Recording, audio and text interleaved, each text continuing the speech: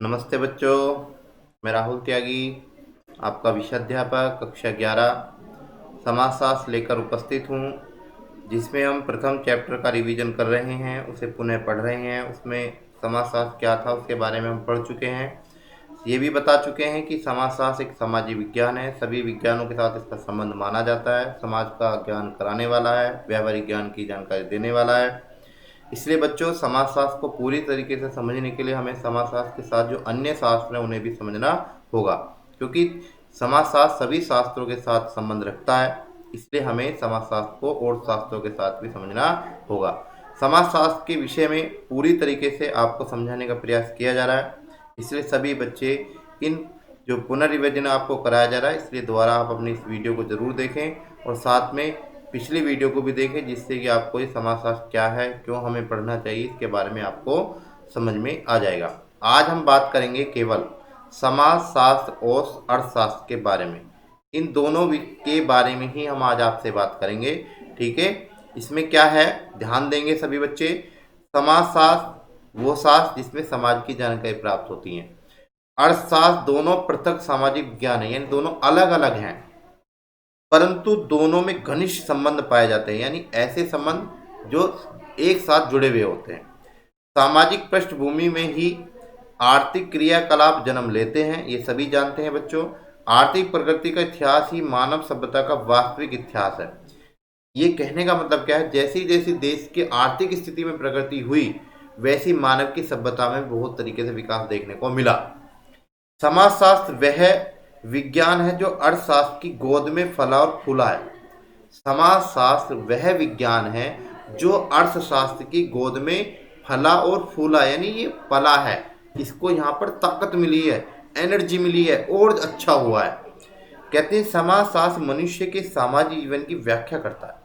जो समाजशास्त्र है मनुष्य के सामाजिक जीवन की व्याख्या करता है, जबकि अर्थशास्त्र मानव की आर्थिक दशाओं का दिग्दर्शन कराने वाला शास्त्र है। दिग्दर्शन का मतलब होता है आगे के बारे में। किसके मतलब? आगे के बारे में बताता है। ये आगे के बारे में बताने का काम करता है बच्चों। और जबकि समाजशास्त्र क्या कर रहा है? सामाजिक जीवन के बारे में व्याख्या करता है। व्यक्ति कैसा होना चाहिए, उसका जीवन कैसा होना चाहिए, किस प्रकार से उसे जीवन में, सामाजिक जीवन में रहना चाहिए। सामाजिक प्राणी इसलिए मनुष्य को कहा जाता है। पर अर्थशास्त्र आर्थिक दशाओं को दिखाने वाला है। आने वाली समझ उसे ये दर्शा देता है कि मनुष्य को अगर आर्थिक क्रियाएं करनी है तो वो किस तरीके से अगर करेगा और उससे क्या लाभ उसमें होने वाला है। इसके बाद कहते हैं, प्रोफेसर मार्शल ने लिखा है, अर्थशास्त्र मनुष्य के जीवन की साधारण व्यापार संबंधी क्रियाओं का अध्ययन कराता है। मनुष्य कैसे अपना काम कर रहा है, मनुष्य कैसे अपना रोजगार कर रहा है, मनुष्य कैसे अपने जीवन को चला रहा है, किस तरीके से उसकी प्रक्रिया है, किस तरीके से अपने पैसे को खर्च करता है, ये सारी चीज़ें उसमें सिखाने का काम, प्रक्रिया अध्ययन कराने का काम करता है अर्थशास्त्र। अर्थशास्त्र यह पता लगाता है कि मनुष्य किस प्रकार धन कमाता है, मनुष्य कैसे कमाता है, किस प्रकार उसे खर्च करता है। ये कौन लगाता है? अर्थशास्त्र। यह एक और धन का अध्ययन भी है, यह एक और धन का अध्ययन कराने वाला शास्त्र भी है। और दूसरी ओर जो अधिक महत्वपूर्ण है, मनुष्य के अध्ययन का एक भाग भी है, ये मनुष्य के साथ जुड़ा हुआ है। फेयर चाइल्ड के अनुसार क्या है, ये तो मार्शल ने कहा, अर्थशास्त्र मनुष्य की उन क्रियाकलापों का अध्ययन कराता है या क्रियाओं का अध्ययन कराता है जो मनुष्य की आवश्यकताओं की संतुष्टि के लिए भौतिक संसाधनों की प्राप्ति के लिए की जाती है। अब बच्चों कहेंगे जी भौतिक संसाधन क्या होते हैं? देखिए, भौतिक संसाधन वो होते हैं जिन्हें हम रोज प्रयोग में लाते हैं, जिनके माध्यम से हमारा कार्य संपन्न होता है, जिनकी आवश्यकता हमें प्रतिदिन होती है, जिनके बिना हमारा कार्य नहीं चल सकता। अगर हम बात करें घर में आज की भौतिक आवश्यकताओं को लेकर अगर बात करें तो बहुत सारी ऐसी चीज़ें जो भौतिक आवश्यकताओं में काम करनी है। देखिए, पहले भौतिक आवश्यकता हुआ करती थी क्या, कि व्यक्ति के पास अपने घर में चारपाई होनी चाहिए, भोजन होना चाहिए, भोजन के लिए किस प्रकार से उसे बर्तन होने चाहिए। अब भौतिक आवश्यकता अगर बात करें, आधुनिकता की बात करें, टेक्नोलॉजी में बात करें, तो बहुत सारी ऐसी समस्याएं। अब फोन होना चाहिए, टीवी होना चाहिए, बाइक होनी चाहिए, गाड़ी होनी चाहिए। ये भौतिक संसाधनों को प्राप्ति के लिए की जाती है। ये मनुष्य की संतुष्टि पहुंचाती हैं, मनुष्य की आवश्यकताओं की पूर्ति करती हैं। मनुष्य को कहीं जाना है, व्यक्ति को कहीं दूर जाना है, उसके पास बाइक नहीं है तो उसकी थोड़ी सी समस्या खड़ी हो सकती है। वो क्या करेगा, दूसरे से मांगेगा, बस से जाएगा, कष्ट झेलेगा। अगर उसके पास अपनी चीजें हैं, आवश्यकता के संसाधन है, भौतिक संसाधन है, तो वो अपने जीवन को सही रूप से चला सकता है। चलिए आगे बात करते हैं। अब अर्थशास्त्र और समाजशास्त्र में कितना अच्छा संबंध बताया है, बात करते हैं इसमें। ठीक है, अर्थशास्त्र वह विज्ञान है जो मनुष्य की आर्थिक क्रियाओं का ब्यौरा प्रस्तुत करता है, उसके बारे में बताता है। समाजशास्त्र उसी मनुष्य के सभी पहलुओं का विवरण प्रस्तुत करता है। इस प्रकार दोनों विज्ञान एक दूसरे से संबंध है या संबंध रखते हैं। सामाजिक दशाएं आर्थिक क्रियाओं को और आर्थिक क्रियाएं सामाजिक दशाओं को प्रभावित करती हैं, दोनों एक दूसरे को प्रभावित करने वाली हैं। आर्थिक अर्थशास्त्र सामाजिक पृष्ठभूमि से जन्म लेकर विकसित होता है। अर्थशास्त्र में केवल सामाजिक मनुष्य की आर्थिक क्रियाओं का ही अध्ययन किया जाता है। इन दोनों में बहुत ही निकट का संबंध होना स्वाभाविक है। सामाजिक तथा अर्थ कुछ समस्याओं का सम्मिलित रूप से अध्ययन करते हैं।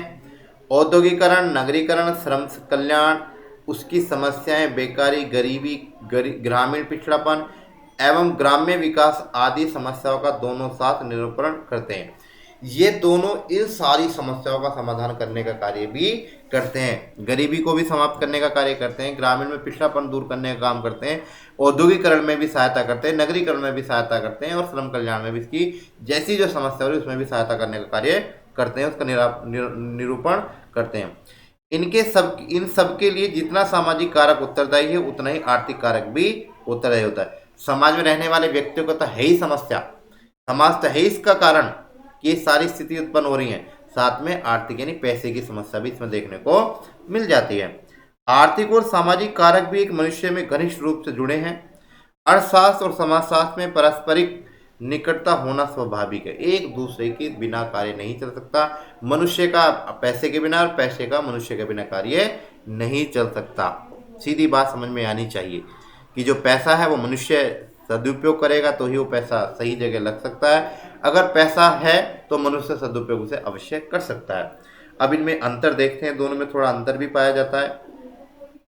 अर्थशास्त्र और समाजशास्त्र सामाजिक विज्ञान की दो पृथक शाखाएं हैं, दोनों में पर्याप्त समानताएं होते हुए भी कुछ मौलिक भिन्नताएं पाई जाती हैं। समाजशास्त्र अर्थशास्त्र के मुख्य रूप में निम्नलिखित भिन्नताएं पाई जाती हैं। नंबर 1, समाजशास्त्र और सामाजिक संबंधों और सामाजिक घटनाओं का अध्ययन किया जाता है, जबकि अर्थशास्त्र में आर्थिक क्रियाएं, आर्थिक घटनाएं और व्यवहारों का अध्ययन किया जाता है। नंबर 1 इसमें क्या कहते हैं, संबंधों का, सामाजिक घटनाओं का अध्ययन किया जाता है। किसमें, समाजशास्त्र में, किसमें, समाजशास्त्र के अंदर।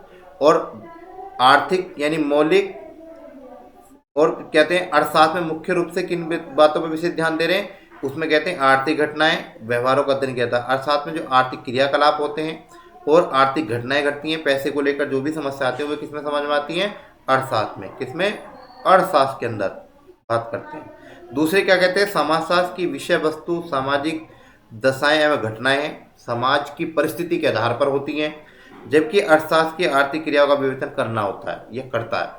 ये क्या होता है, आर्थिक क्रियाओं का विवेचन करता है, विचार विमर्श इस पे करता है, विचार लाता है, तब जाकर इसमें देखने को लाभ मिलता है। समाजशास्त्र में समाज जीवन के सभी पहलुओं का अध्ययन किया जाता है, जबकि अर्थशास्त्र में मानव के आर्थिक क्षेत्र से संबंध माना जाता है। केवल इसमें अगर हम बात करें, समाजशास्त्र केवल मनुष्य के आर्थिक क्षेत्र से ही संबंध होकर कार्य करता है, इससे अलावा वो कुछ नहीं करता है। पर समाजशास्त्र में सामाजिक जीवन के सभी पहलुओं का अध्ययन किया जाता है।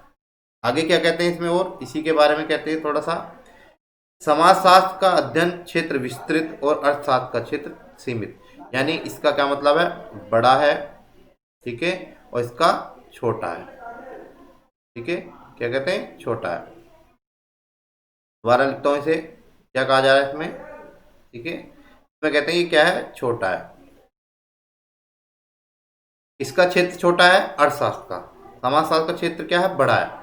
कहते हैं ये बहुत बड़ा है समाजशास्त्र। समाजशास्त्र में मुख्य रूप से सामाजिक सर्वेक्षण, सामाजिक अनुसंधान व जीवन की शैलियों का अध्ययन किया जाता है, जबकि अर्थशास्त्र में धन कमाने, खर्च करने, उत्पादन, वितरण और राजस्व से संबंधित तत्वों का अध्ययन किया जाता है। ये मैंने बात पहले भी बता चुका हूँ।